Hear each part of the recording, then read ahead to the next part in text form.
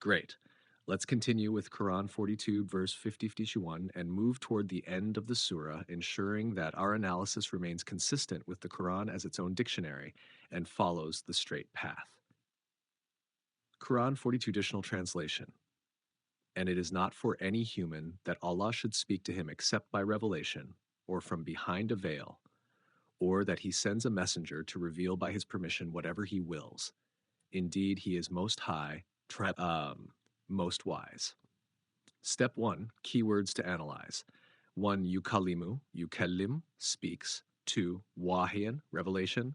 Hijab, hijab, veil. For Rasul, yuhi, reveals, inspires. Step 2, what does yukalimu, yukallim mean? Sectarians assume yuk means direct verbal speech, but is this correct? And Allah spoke kalama to Moses directly. Quran 2, for some messengers, Allah spoke, kalama. When you ask the prophet's wives for something, do so from behind a barrier, hijab. Yukalimu does not always mean literal verbal speech. It refers to communicating in various ways, including through signs, laws, and knowledge. And I have step 3. What is wahi, wahayan? Sectarians assume wahi means divine revelation only given to prophets. But is this true? And on Quran 16, verse 68, and your Lord inspired the bee to take dwellings in the mountains. Zachariah was inspired to his people to glorify Allah. Quran 28, 7, and we inspired the mother of Moses to nurse him. Conclusion. Wahi is not limited to prophets. It means divine guidance and inspiration that can be given to anything in creation. Step 4, what is hijab? Sectarians assume hijab is a physical barrier or veil. But does the Quran support this? She, Maryam, took a barrier, hijab, from them. And between them is a partition, hijab. Nay, they will be veiled from their Lord. Conclusion. Hijab is a barrier of perception, not a literal curtain.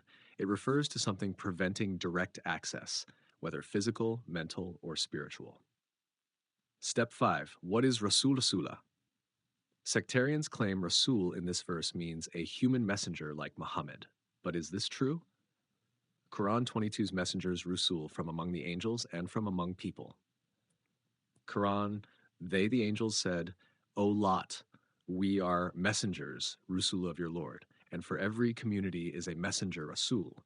Conclusion, Rasul can be a human, an angel, or even a divine message itself.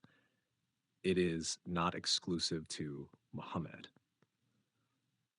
Sectarians assume this means revelation only for prophets, but the Quran says otherwise. Quran 42, and thus we inspired to you a spirit from our command. Quran 99 and 4-5 lies. That day it relay its news because your Lord has inspired Edu if its news. Because your Lord has inspired it. Yuhi refers to any divine communication, not just scripture. Even the earth receives war. Even the earth steps well, has that new meaning of New 40, 15. Using the Quran's own definitions, we can now translate it as, and it is not for any human that Allah should communicate with him except through direct inspiration, or from behind a barrier, or by sending a messenger Rasul to convey his command. Indeed, he is most high, most wise. This verse does not say that Muhammad is the only messenger receiving revelation. It states the general ways in which Allah communicates with creation.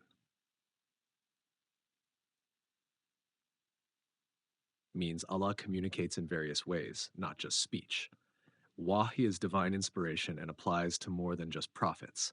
Hijab is a barrier of perception, not a literal veil.